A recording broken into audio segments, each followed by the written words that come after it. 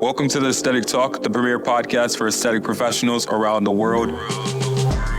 I'm your host, Jonathan McLean. I'm the proud founder of elite aesthetic healthcare recruiting firm, McLean Aesthetics, connecting the best talent with leading med spas, dermatology, and plastic surgery offices nationwide. On this show, you'll hear from industry experts, medical professionals, and CEOs as they share their journey, provide insight on the latest trends, and offer invaluable advice. To ensure you don't miss out on any of the latest conversation with our experts, subscribe on YouTube and all your favorite podcast platforms. The Aesthetic Talk Podcast.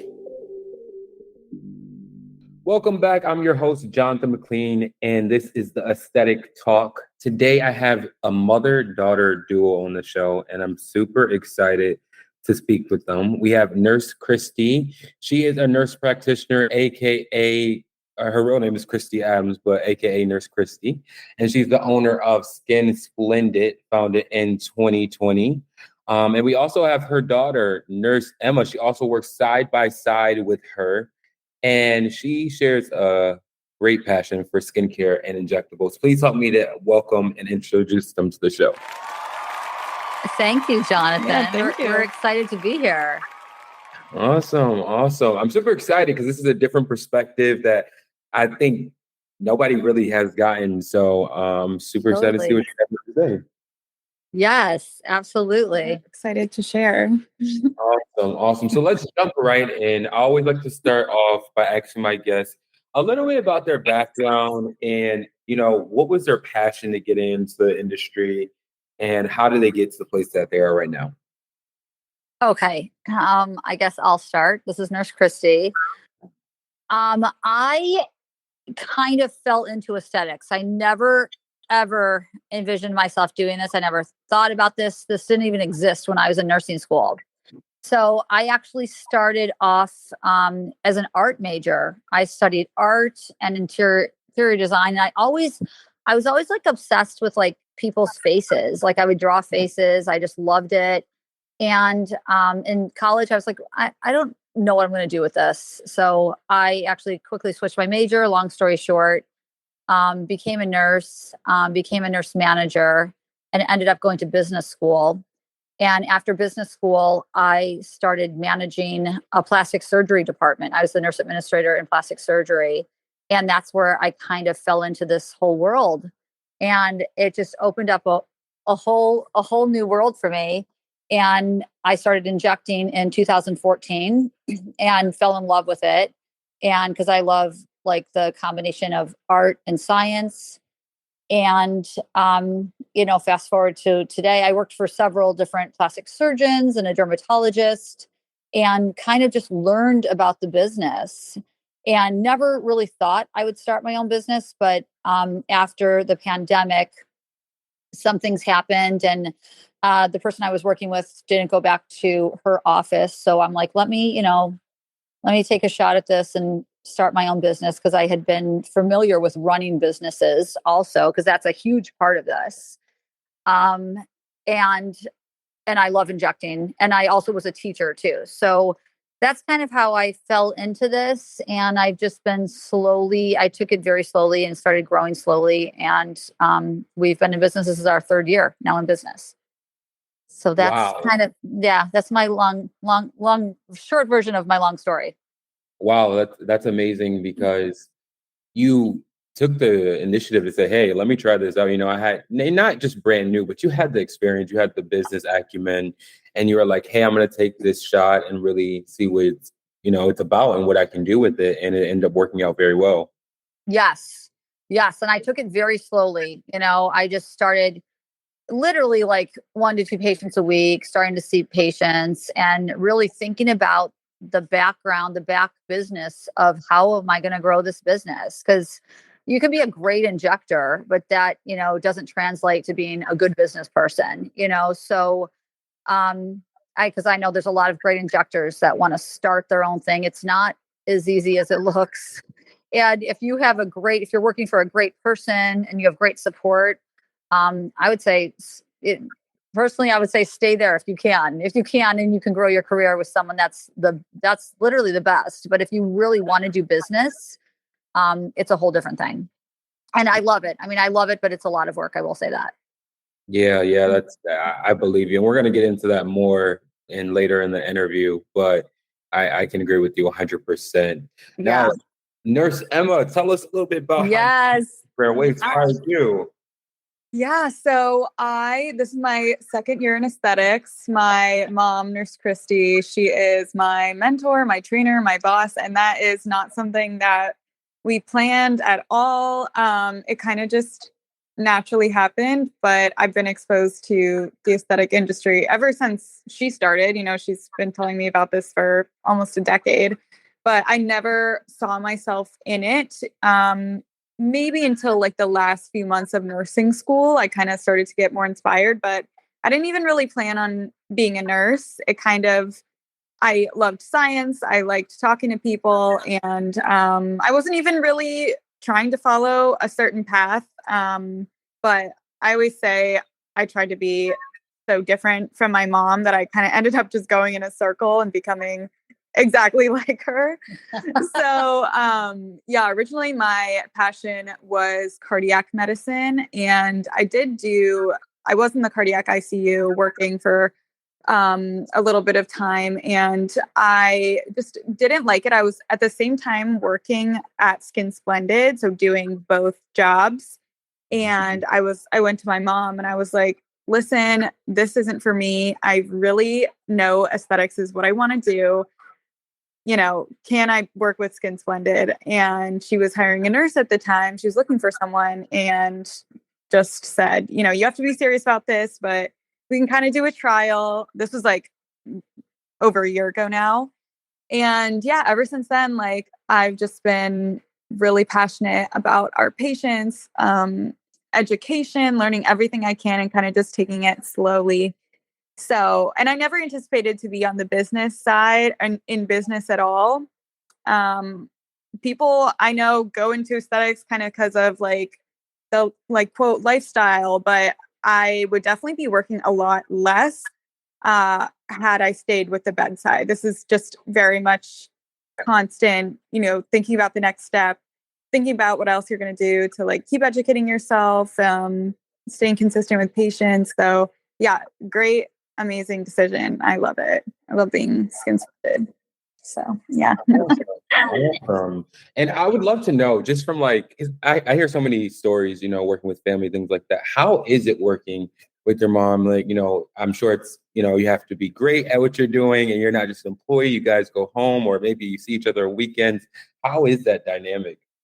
Yeah, it's unique, but it very much works for us. Again, we like didn't really anticipate it, so we couldn't prepare. Like I'd say it took time to adjust to each other's work styles.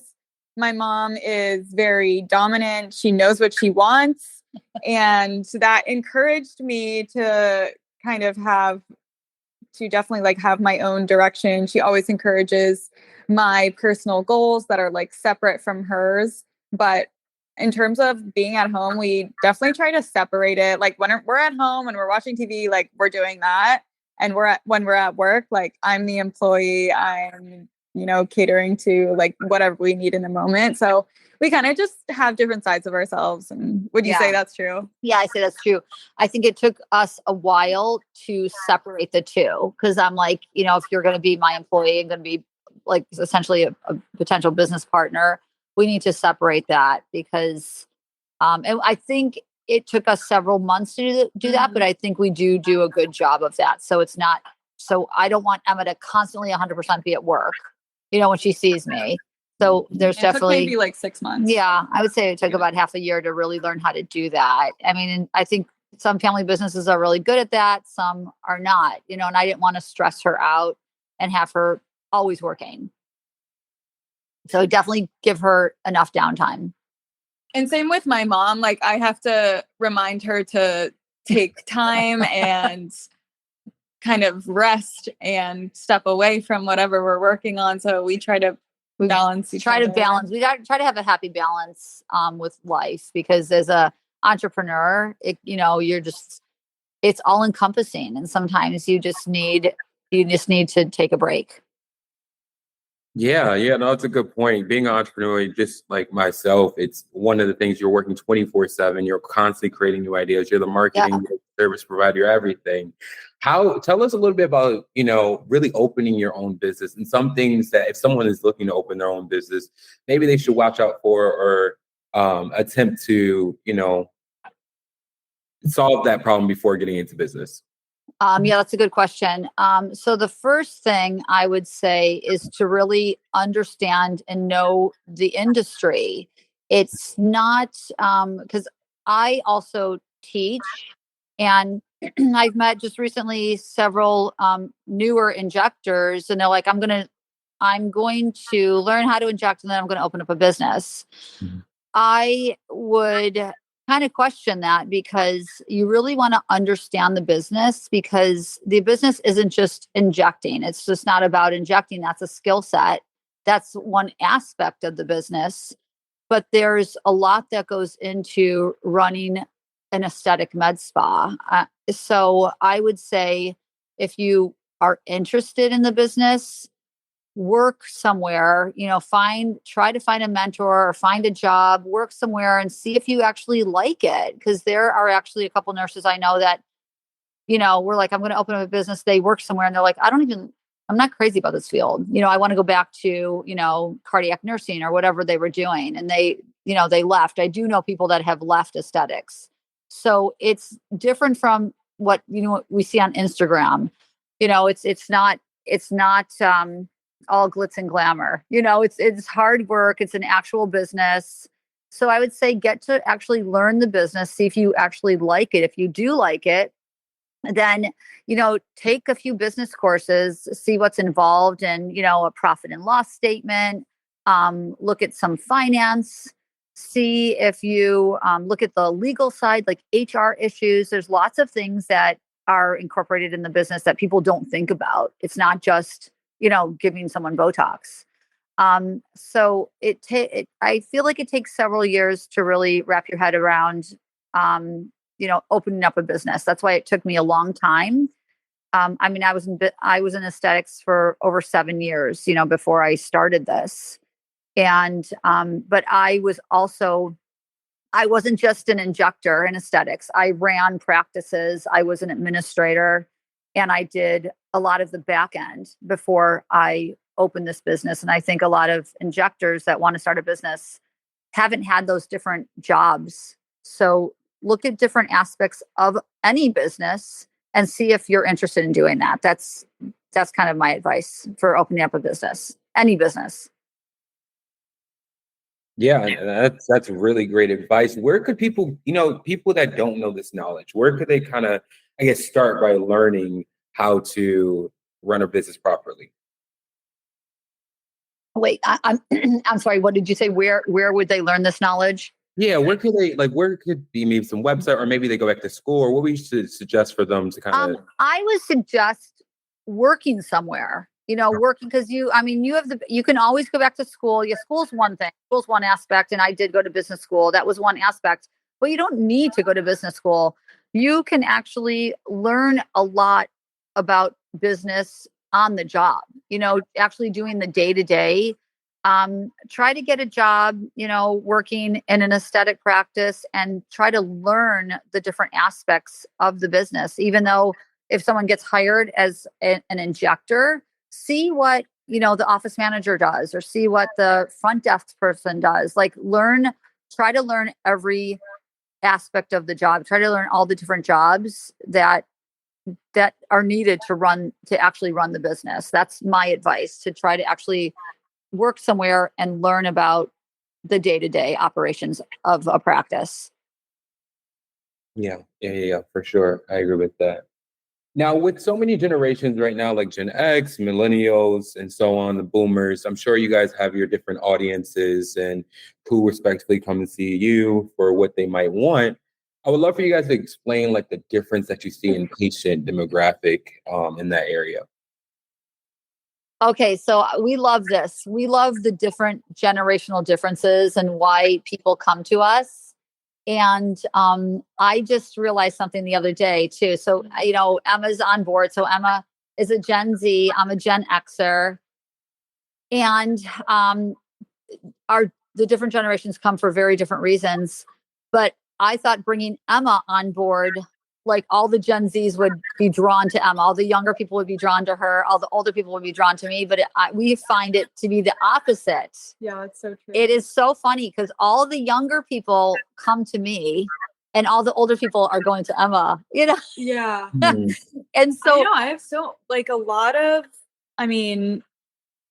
45, 50 plus 40, 60s, which is difficult to do neurotoxin on, but they are very willing to go to someone younger, and someone younger wants someone older that they can trust. Yeah. So I think they see me as like the younger generations are like, oh, you're older, you know what you're doing. And then the older people see Emma and they're like, oh, you have beautiful skin. I want to look like that. Yeah. So it's almost like Emma's like aspirational, you know? So I think sometimes you get, and they trust you. They trust you. Emma has a very, you're like an old soul. And you're good. You're good at what you do, but they trust you. But then the younger people trust me because they're like, you have the experience and the expertise. So it's kind of funny because I thought it would be the opposite. I thought I would get more of the Gen X's, which I do have. I do still have several. But with new patients, we tend to see that reverse. So that's true. The younger people definitely tend to find us differently too, through like Instagram or TikTok. Super popular now, especially in the last couple of months. So they'll come in asking for something specific like Trap Talks, but then behind the curtain, they're actually asking for, how can I generally look better? Like, can you look at me globally and tell me what to do? But they'll come in with a purpose more, whereas older people just have less of a way to describe what they're looking for, I'd say. Yeah. That's so. This is the biggest difference I see with like Gen X, the older. When I say older, I'm like, not too old, but 40 plus will come in and they will be much more conservative with injectables. They'll say, I haven't really tried much. I don't want to look different. And a younger Gen Z will come in and say, do everything. I want to try everything. They're like, and they don't need anything and they want to try everything. And the 40 plus need more and they don't want to try things. They're like afraid. We see like a lot of fear in like filler and things like that, because I think when we grew up, we only saw like the celebrities only did this and we only saw bad work, so I think that's still in like the Gen Xers minds. They only know bad work. So they associate that with aesthetics now. So, but I tell my patients, there's tons of good work because you just don't notice it. There's tons of people that have filler and Botox. It's just done so well now. You don't notice that anyone has it. You only notice the bad work. And we're seeing less and less of that because I think people are getting better at this. There's more education and there's more education for the injectors. And we have different injection styles now than we did even 10 years ago. But that's kind of the differences we see. The younger people, the X, the Gen Z and the millennials are more adventurous, whereas the Gen Xers and older tend to be more conservative with injectables. In terms of retention, though, it's pretty like across the board, the age ranges that we take care of. Our oldest client is 89. Yeah, 89. And then our youngest clients are teenagers. Yeah. Like 22. Well, we do teen act. We do. We do skincare for teens. So our youngest client is like probably 15. Mm-hmm. And our oldest client is like 89. We have all across the board. Yeah. Wow, that's super interesting, especially like the flip-flop of demographics between you guys. I find that super interesting. So do we. We find that super interesting. I thought it was just one or two people, but it's totally been a trend over the past year. I know. And new patients will walk in just based on their age. We know who they'll choose. I'm like, oh, they're gonna choose you, Emma. Not always, but yeah. mostly, lots of times. Wow, it's super, super interesting. Uh-huh. Now, I want to ask about what are patients asking for the most? If there's anything specific that they're coming in and asking, you see an uptick? You want to take that, Emma? You want to? Asking for the most, people kind of, when they come to see us, they know Nurse Christy is the boss, I will say. If someone comes in and they kind of have an air about them, they're used to being at another med spa that is less concierge, that kind of says, oh, you want tear troughs? I'll give you that. Oh, you want cheeks? I'll give you that. They'll very quickly figure out that they are there to be led by an expert. So even though they come in maybe saying, I want more lips, I mean, we do everything. We do like neurotoxin, filler, biostimulators, skincare, lasers, so everything under the sun. And very soon they will figure out, different things that they can do. We always say, like, it's not one thing, one and done. They'll be on a journey with us. So even if they have some idea, it very soon changes, and they're kind of very willing to follow our lead. Yeah. So we're not, unlike a typical med spa where you have a menu of services, and you go and you say, I want this. Ours, even though we do have a menu of services, it's kind of more loose, because a patient will come in and sometimes it's like, you don't know what you don't know.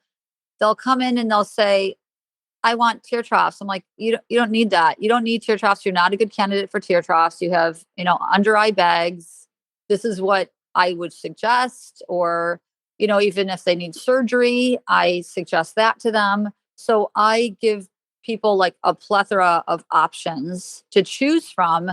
And sometimes it's something totally, they're like, I never even knew I needed that, but now I feel like I look amazing. So, it's very rare that someone will come in and say, I just want this, and they just get what they came in for. We usually, like Emma said, it's a journey. We talk to a new patient. We, see what their goals are, and we write out a whole plan for them. So it's not just, we don't have any 15-minute appointments here. I'll say that. No one's coming in for a 15-minute Botox. They will come in, they will talk to us, and we go from there. I like that. That standard of patient care, it's amazing. Not just rushing people through the door, but taking them, like you said, on that journey. Yes. There's no, that's all about me though, too. Yeah. Like, I do not like to be rushed, because I was rushed at many of my jobs.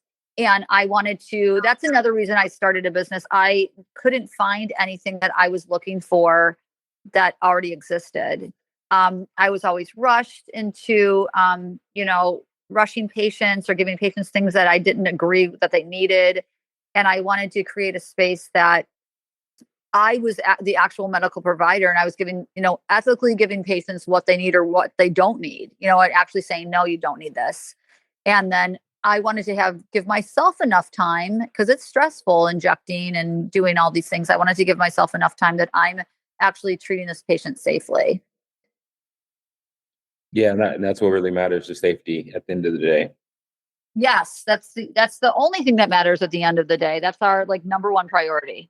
And at the beginning of the day. Yeah. And at the beginning. Yeah. Yes. And throughout the day. Mm-hmm. The Aesthetic Talk Podcast. Now I want to move into our first game segment called Red Flag, Green Flag. Woo! We love this. Yes, where I give you topics and you tell me if it's a red flag or a green flag, and give me your opinion why. All right? Okay. All right. So our first one is, so a lot of patients, when they go into these med spas, I see charges for like Pronox and different drugs, and to really give patients that level of comfortability. Is that a red flag or a green flag? Wait, you see charges? Yeah, so they might upcharge them for like Pronox, or they might. It's a red flag. Red flag means bad, right? Yeah, right. Because we have all of those services as well, but we do not charge for that. Why by chance don't you charge for those type of services? Okay, so I do not like to nickel and dime people. So, I'm like, this is what it costs. If you don't want to be in pain, you're gonna have to pay more. That is not, I don't feel like that's good patient care. Um, I feel like if I feel like as a provider, as a medical provider, if it's going to be painful, I'm going to make sure my patient's not in pain. I want to make sure the treatment's comfortable. They're not going to come back to me if they're in pain. And also if they have to pay for that, I just don't feel, as a nurse and a nurse practitioner, I just don't feel right about that, having to pay, to give them comfort.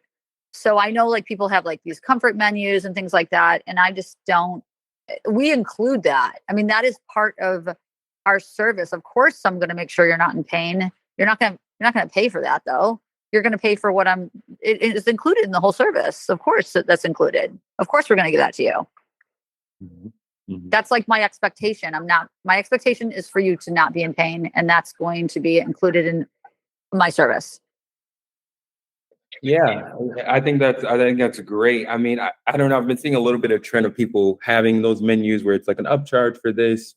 And that's why I wanted to get your perspective. Because again, I agree with you, right? If you're not comfortable, I wouldn't want to go back and see. Yeah. Yeah. And I won't have to. And I also, we're very transparent. Like, I tell the patient, like, this is what it's going to cost you. I don't want them to be surprised when they're checking out. Well, it's cost this because you had Pronox or you had lidocaine. Like, that shouldn't be an extra service. I mean, it should be included in everything. Nice, nice. Okay, let's go to our second question. Price shoppers, people that come in and say, hey, are you guys running any specials? Like they're really looking for the best price. Is that a red flag or a green flag? Well, for us, it's a red flag, because if they come to you for the lowest price, they're going to leave you for the lowest price. We're definitely not a lowest price place, and we're not a sales place. So we're not selling cars here or shoes or anything like that. So it's your face, it's a health, it's a medical treatment. So we're just not that type of practice. I know there are med spas that have to compete and do that, and that's fine. And this is America. There's all different types of businesses, and we're just not that type of business. Mm-hmm. What is your take on that, Emma? My take on that is, yeah, we don't do sales. I mean, it's their face that they're walking around with. No one ever regrets anything that they do here, but some people take a second to understand that they're paying for the experience and her expertise, but it's still a very reasonable price. It's not something super extravagant. It's extra. It's your face. It's not required to live. And if it's a money thing, then maybe they're just not the patient for us. Yeah. We don't need every patient. That's another business tip for people looking into business. You don't need everybody. You don't need everyone. You have to figure out who your target market is and then be true to that. Yeah, we know our audience. Oh, I like that. Know your audience. Yeah, know your audience is key. Because what you just point out earlier, and I believe in the beginning when you were speaking, is that if they'll come to you for the cheapest price, they're going to leave you right away when they find the next cheapest price. Exactly. So Exactly. you want retention. Exactly. Yeah. And know that. I mean, if you, there are businesses, there's all different business models. There's businesses that they just want quantity. They want to get as many people in the door. If that's your business and that's what your business model is, then that's how you would operate. That's definitely not our business model.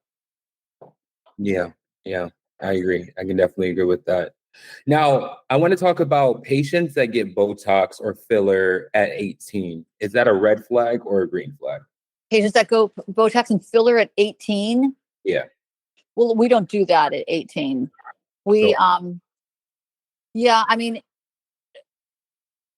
If they don't have active wrinkles or anything like that, I would never give Botox, but filler, if they, you know, actually, if they want lips or something like that, um, it's not necessarily a red flag for me. It could be, I mean, if they need it and they want it, Mhm. I mean, I would do that. It depends. It depends on the patient. It depends on the patient. I'm very conservative with filler. I say no a lot, but there are people, I don't think it really has anything to do with age. Obviously, you're not injecting a child, but if you're an adult and there's something that you could improve on, I don't have a problem with that. Awesome. Awesome. Okay. And I'm glad you answered, because I know you said you treat a lot of the younger patients in your office. So Uh-huh. yeah. Yes. And we do. Yeah. And for people that aren't ready for injectables, the younger patients, there's a lot of skincare. We do a lot of skincare. We have a hydrofacial machine. We have chemical peels. We have other things that we treat younger skin with. Mm-hmm. Yeah, that's the priority. Mm-hmm. And skincare is for any age, correct? Yes. Skincare for any age. Yes. Skincare is the priority. Like if someone comes in here with unhealthy skin, we focus on that. What's a couple, maybe like one or two tips if you do have unhealthy skin, you're looking to make a change that you can do? That's a good tip. That's a good question. I would say know your skin type. It's really important to be able to read your skin. Medical grade products are really your best bet. You don't want to be damaging your skin. Don't over exfoliate, moisturize, keep your skin very hydrated. I always say I'd rather have a clogged pore than like a ruined skin barrier from doing too many acids or weird polishes or something. So definitely protect your skin.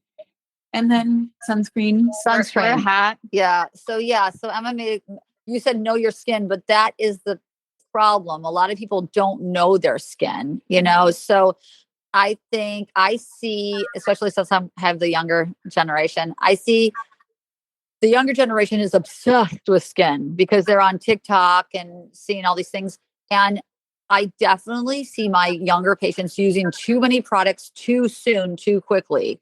Like young 20 somethings using retinol. You don't need retinol yet. Okay. You don't need that. You have enough collagen. You're young. Don't damage your nice, beautiful young skin. So like with Emma, protection is key at a young age. So sunscreen and hats, like protecting your skin and eating well, hydrating, nutrition. And for like what you put into your body. Yeah. Alcohol is going to make you look worse. Don't smoke. We always say we see so many people smoking nowadays. Don't do it. I know that's a trend too with the vaping and stuff. I mean, that's smoking, so, that's a whole trend too. That's going to be damaging the skin tissue. And, just protect your skin. Try to live as a healthy of a life. We like a cocktail too every once in a while, but try to live in general, try to live a healthy lifestyle.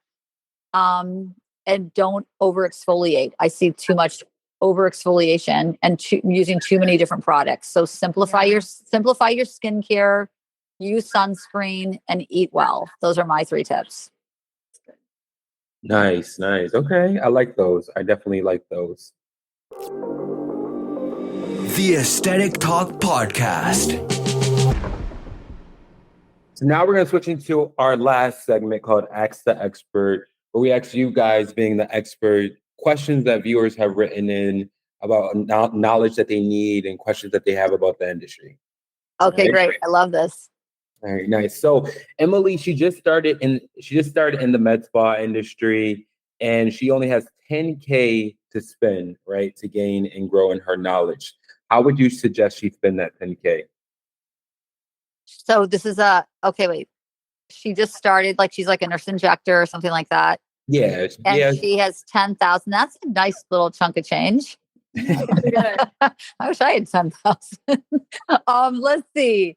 That's okay. What would have been your most valuable? What have been, what? There are so many things that you can do at no cost. like I would actually tell Emily, that's her name. Yeah. I would tell her to just start going on YouTube. There's so many great like people on YouTube, like Dr. Rajani. I mean, I love him. I learned a lot of little pearls from him. Everyone injects so differently, but just start learning how people inject, learn different styles, and then take, a few like basic courses. I would say you don't want to spend so much money. You don't have to spend so much money. There's so much pressure to spend, there's all these, I just saw on Instagram, you have to spend at least $20,000 a year and all this stuff. You really don't. You really don't if you're going to the right people or finding the right people. And sometimes that takes footwork on your part. Everyone has such different styles. So there's so many people on Instagram now. So go through Instagram, go through YouTube, narrow down what styles you like, who you like, look at their before and afters, say, I like how this person does this, and kind of focus on those people and see kind of what, if they offer training. And 10,000 is a lot. You can get by with, you can do a lot of trainings with that. Okay, nice. What would you say, Nurse Emma? In terms of my training, I mean, not everyone has this luxury, but having a mentor and figuring out how they inject and then kind of seeing how other people inject, maybe just like online or something, or if you like someone's Patreon, and you after a while can kind of see their unique techniques. And like my mom will tell me, oh, I got this technique here, or I got it because I experimented on myself, or I had this experience with a patient, and just trial and error. So with a mentor, you have to do a little less trial and error. But without that, a cadaver course I went to was really great to really learn like the anatomy. What else? Patreon, I'd say learn kind of, like what you don't like too. Like in neurotoxin, like I focus on neurotoxin and skincare right now. So just find, and there's so many ways to do that. So kind of trial and error too. Yeah. Yeah. And also as a tip for new injectors, start slowly. I see so many new injectors trying to do tear troughs, on like day 3. It's like, don't do these advanced skills quickly. Emma's been an injector now for over a year, and I'm just moving her on to filler. Like we're just doing that. She's been injecting, neurotoxin for a whole year, and just start slowly and master one skill and then move on to the next. Cause that'll make you a much more confident injector. Cause at least you can always fall back on that piece that you're like, I'm really good at this. Now let me move on to the next thing. I like that, because I'm a really big fan of like niches and really knowing what you're doing. Yes. Educate the patients and make them feel comfortable. Yes. Yeah.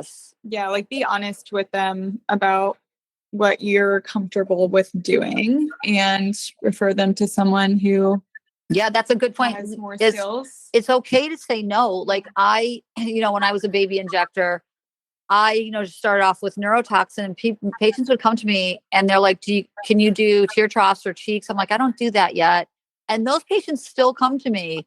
Like I still remember a patient saying, oh, I'm going to go to, I'm going to find a doctor to do tear troughs. I'm like, oh, I can do that now. And she's like, oh, then I'll just go with you. But she's still with me, but she stayed with me the whole time. Just because you can't do a skill doesn't mean that patient's going to leave you. They still might come to you because you do great Botox, and that's what happened with me. And now as I advanced and learned more things, they still stayed with me. I like that. So some patients, you have seen patients that maybe come to you for one thing, but might go to somewhere else for another thing. Yes. A lot of my patients did that because I learned very slowly. Yeah. And then they just trusted me. And they also trust you where you're like, I don't know how to do that yet. Like patients appreciate that. They're like, oh, thank you for telling me, because you'd rather do that than say, oh, I think I can do this. And then, dangerously can mess up someone's face, or just not do it well. And then they're not happy. Then you lose that patient forever, Yeah, for sure. For sure. I agree. Yeah. Mhm. Now, our next question comes from Josh. He has been in the industry for 2.5 years, and he's having a hard time trying to build his community of patients. What are some things that he can do to kind of beef that up? Okay, this is a tough one. This is very common. It's a tough one. I think Josh needs to know his target audience. This is a problem. I think a lot of new injectors try to get everybody. So you need to focus on who's your audience, who are you targeting? Because when you narrow it down, there's less people, but then you stand out. You're like these are people I inject. Or maybe Josh should say, I'm an expert at lips, so I'm the lip person. Come to me for lips, and just really kind of target what he's good at and target the market he wants to focus on. And if it is, it's very hard. That's why the price thing's very hard, because everyone wants the lowest price. So people aren't looking at you to be an expert at anything. They don't care about you. They just care about the bottom line. You want to find loyal people that care about coming to you. They don't care what they're going to pay. They're like, you're worth it. I'm going to come to you because I come to you because it's you. So Josh has to make himself valuable in an industry, where there's so many people. So try to find where your value is. Nice. And Nurse Emma, what would you say on that? Yeah, I would definitely say know who you're trying to cater to, and use your resources. You never know how someone's going to find you, kind of. That's a great point. Yeah. So, I mean, even we didn't think that, our stuff would be on a local Facebook group, but we literally get so many people through just our immediate community who recommend us. It's called Secret Montclair. And there's even like Secret Nutley, which is a town around us, Secret whatever. And it's just a page for people to go on. And just a lot is through word of mouth. So I'd say once you keep putting yourself out there, you'll find a person who is willing to advocate for you because you give them such great care, and they'll tell their friends and they'll tell their family. We have like entire families who come to us in groups. We have this great family. The mom goes there, the grandmother goes there, the dad goes there, the sister-in-law, like they all come to us because the husband, everybody. Yeah, they trust them with themselves. And we treat and also I would tell Josh, treat, even though you don't have a lot of clients, treat those clients so valuably. Like every client is so valuable to us. No one's just a number here. Like when they're here, they think they're the only one that we ever have. Yeah, even if we're having the busiest day, they will not know. Yeah, they will not know. You will not know I'm having a busy day. You're the only one in my chair right now.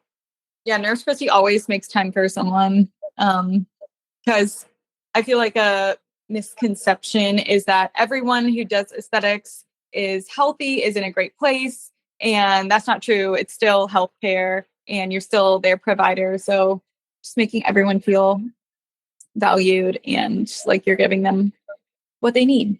Mm-hmm. Awesome. Well, thank you guys both for sitting down with me and speaking more about the industry. Tell everybody your socials and where they can find you.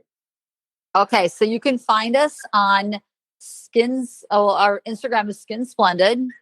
And then my Instagram is Nurse Christy NYC.